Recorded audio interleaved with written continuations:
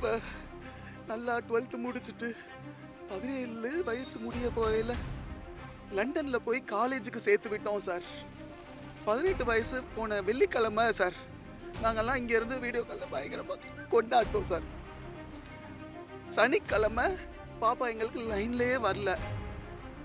அவள் assignments party அது இதுன்னு நைட்டு லேட்டாக படுத்தா. லண்டனில் ஃபுல்லாக கேஸ் கொடுத்து தேடுறோம் பொண்ணை காணோம்.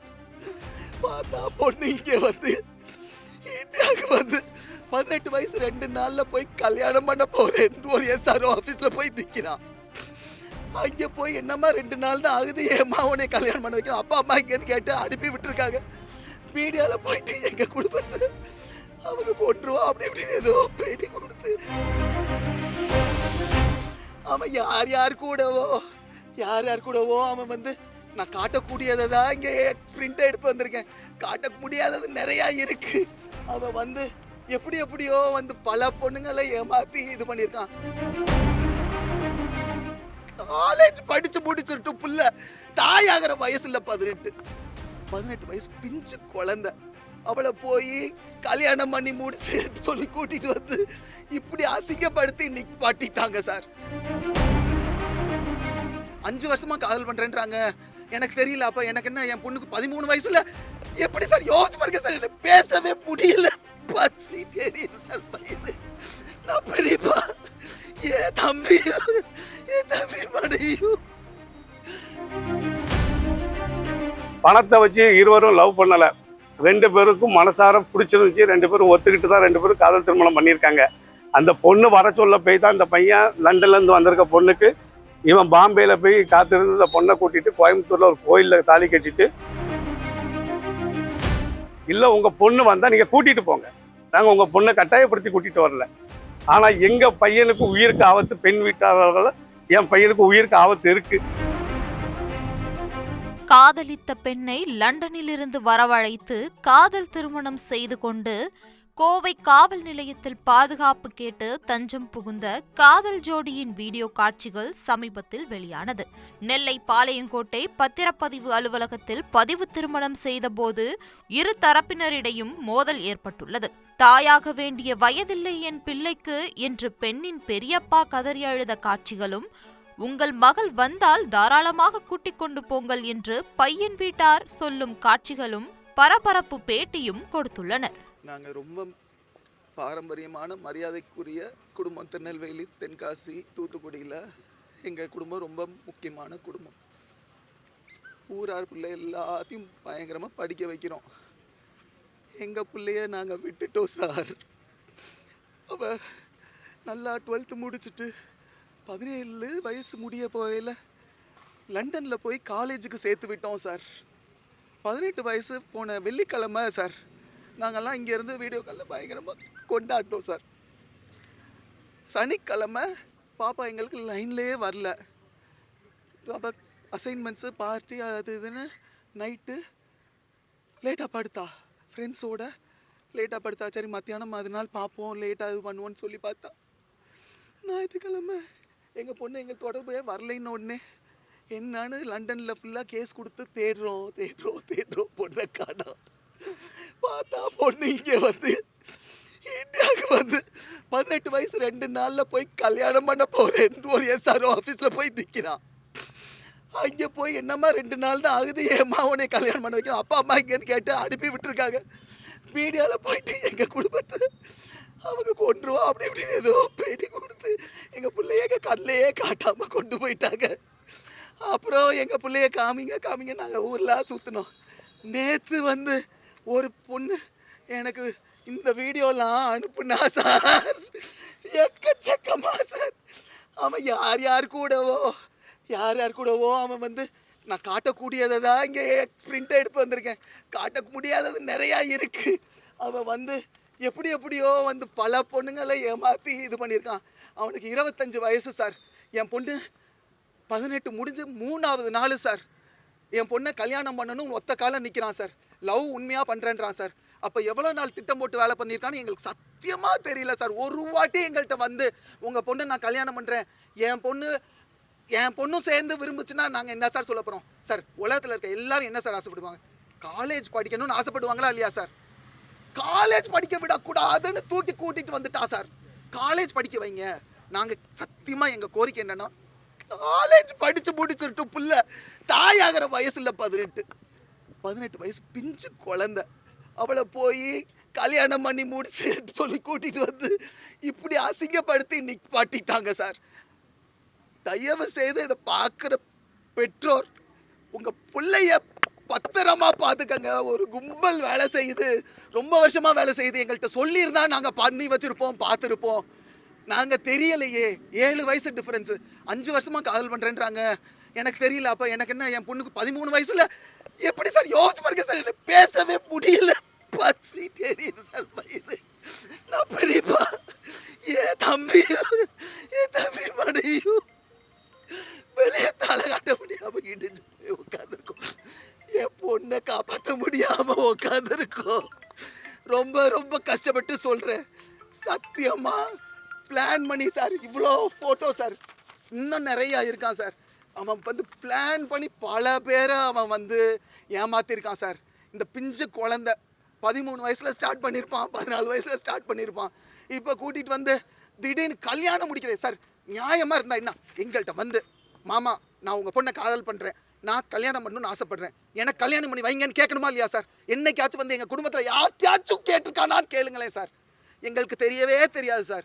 எங்கள் பிள்ளைய நாங்கள் லண்டனில் அனுப்பி நல்லா படிக்க வைக்கிறோம், பிஏல சேர்த்து வச்சோம், பல விஷயம் பண்ணோம் சார். பார்த்து வளர்த்தோம் சார். சத்தியமாக நாங்கள் முட்டாள் சார், நாங்கள் முட்டாள். எனக்கு தெரியல எப்படி புள்ள வளர்க்குறதுன்னு கோட்டையை விட்டுட்டேன். தெரியல சார். பார்த்துக்க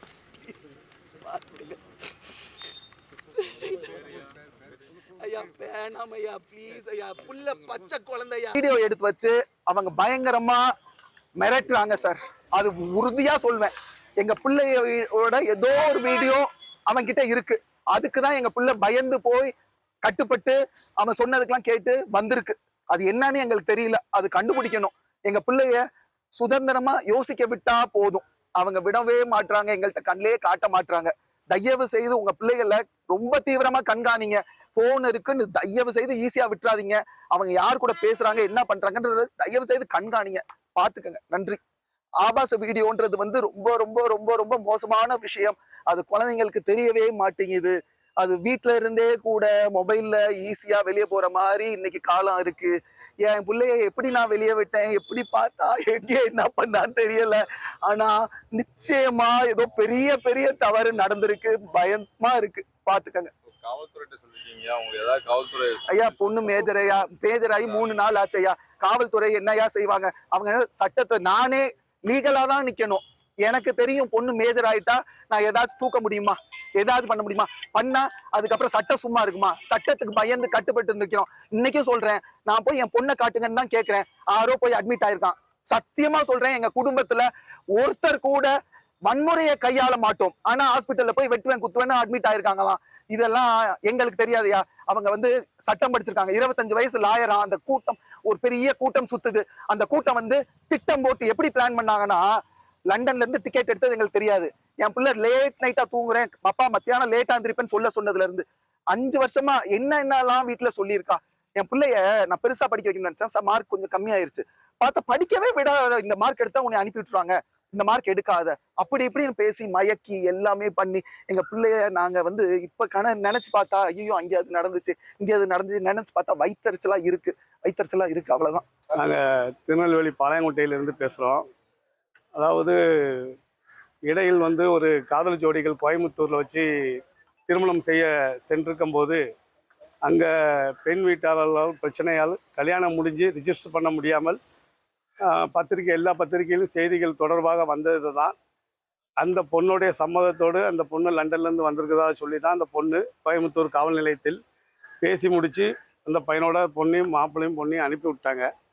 இப்போ அந்த திருமணமான இருவருக்கும் பாளையங்கோட்டை ரிஜிஸ்டர் ஆஃபீஸில் வச்சு ரிஜிஸ்டர் பண்ணதுக்காக மாப்பிள்ளை எசைக்பண்டி வீட்டு தரப்புலேருந்து அவங்க எல்லாருமே வந்து பாளைய ஸ்டாண்டு பக்கத்தில் இருக்க ரிஜிஸ்டர் ஆஃபீஸ்க்கு வந்திருந்தோம். ரிஜிஸ்டர் ஆஃபீஸில் வந்து நாங்கள் ரிஜிஸ்டர் பண்ணுற டயத்தில் பெண் வீட்டாளர்கள், பெண் குடும்பத்தாரர்கள் அனைவர்களும் ஒரு 10, 50, 60 பேர் வந்திருந்தாங்க. வந்து அந்த இடத்துல வந்து அமைதியாக பேசி ஏதாவது ஒரு முடிவு கொண்டு வந்திருக்கலாம். வந்த உடனே அடித்து ஒருத்தருடைய ரகளை பிரச்சனைகள் ஆகி அடிபுடியாகி மாப்பிள்ளையோட அப்பா மணிகண்டன் அவர் மண்டையை உடைச்சிட்டாங்க. அவங்க சித்தப்பா அவர் நெஞ்சில் எட்டி மிதிச்சதில் அவங்க இருவரும் ரொம்ப சீரியஸான கண்டிஷனில் பாளை ஜிகேஜி மருத்துவமனையில் சேர்க்கப்பட்டிருக்காங்க. இப்போ அந்த பொண்ணு மாப்பிள்ளை மீண்டும் பாளையங்கோட்டை சியோன் காவல் நிலையத்தில் வைத்து குறைந்தது 4 மணி நேரம் விசாரணை நடந்து கொண்டு இருக்கிறது.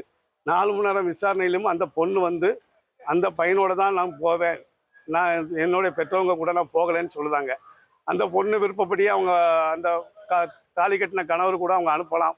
சரி, அவங்ககிட்ட இருக்கிற பணம் இந்த பையன்கிட்ட இல்லாதது ஒன்று பணம் இல்லை. லாயர் படிச்சிருக்காரு, வக்கீல், அவ்வளோதான். தவிர ஒரே கம்யூனிட்டி தான், இருவரும் ஒரே கம்யூனிட்டியாக இருந்தாலும் ஏற்றம் தாழ்மை வந்து பணத்தை தான் பார்க்காங்க. இதே இன்னொரு ஜாதி மாற்று ஜாதி செய்தால் அது வந்து ஆணவ படுகொலை ஆயிடுது. அதே அந்த பொண்ணு அதே கம்யூனிட்டியில் கல்யாணம் முடித்தாலும் பணம் தான் இன்னைக்கு வந்து வாழ்க்கையில் வந்து ஒருத்தருக்கு ஏற்ற இறக்கத்தை காட்டுது. பணத்தை வச்சு இருவரும் லவ் பண்ணலை, 2 பேருக்கும் மனசார பிடிச்சிருந்துச்சு, 2 பேரும் ஒத்துக்கிட்டு தான் 2 பேரும் காதல் திருமணம் பண்ணியிருக்காங்க. அந்த பொண்ணு வர சொல்ல போய் தான் இந்த பையன் லண்டன்லேருந்து வந்திருக்க பொண்ணுக்கு இவன் பாம்பேயில் போய் காத்திருந்து இந்த பொண்ணை கூட்டிகிட்டு கோயம்புத்தூரில் ஒரு கோயிலில் தாலி கட்டிட்டு அங்கேயும் இவங்க இந்த பெண் வீட்டாளர் போயிருக்காங்க. சரி, பெற்றவங்க கஷ்டப்படுறாங்க, மனசு கஷ்டத்தில் அவங்க போயிருக்காங்க, ரைட்டு. சரி, யார் என்ன வரணும் விசாரிக்கும் போது ஒரே இனம்னு தெரிஞ்சாலும் அந்த திருமணத்தை அவங்க நடத்தி வைக்கிறதுக்கு அவங்களுக்கு மனம் இல்லை. இப்பவும் அவங்களுடைய பணத்தை வச்சு எவ்வளோ முடியுமோ அவங்க பணத்தை வச்சு அதிகாரத்தை வச்சு துஷ்பிரயோகம் பண்ணி எல்லாம் காவல்துறையிலும் சரி ரிஜிஸ்டர் ஆஃபீஸ்லையும் சரி எங்கே போனாலும் காக்க போடுவோம். 4 மணி நேரம் ரிஜிஸ்டர் ஆஃபீஸில் காத்து கிடக்காங்க. வெறும் ரிஜிஸ்டர் ஆஃபீஸ் வெறும் மனையாக திறந்து தான் இருக்குது. பதிவு திருமணம் பண்ண போன இடத்துல 4 மணி நேரம் காக்க போட்டு அவங்க ஃபேமிலி வந்த உடனே அவங்க ஃபேமிலிகிட்ட அந்த ரிஜிஸ்டர் ஆஃபீஸில் பிடிச்சி கொடுக்காத காரணமாக பிடிச்சி கொடுத்துட்டாங்க. இப்போ பாளையங்கோட்டை காவல் நிலையத்திலேயே அவங்க ஃபேமிலி எல்லாருமே நிற்காங்க. அந்த பையன் எஸ்ஐக்கு பண்ணிய ஃபேமிலிக்கு உயிருக்கு ஆபத்து இருக்குது. ஏன்னா இவங்க கூட்டிகிட்டு வந்த அவ்வளோ பேருமே குண்டர்கள், ரவுடிகள், அவ்வளோ பேர் மேலும் வழக்குகள் இருக்குது. நான் எந்த ஊர் தெரியுமா, நான் இந்த ஊர்லேருந்து வரேன், அந்த ஊர்லேருந்து வரேன், நான் வெட்டிடுவேன் குத்திடுவேன்னு அவ்வளோ பேரும் ஒரு அரை மணி நேரத்தில் பெரிய போக்குவரத்துகளை சந்திச்சிருக்காங்க.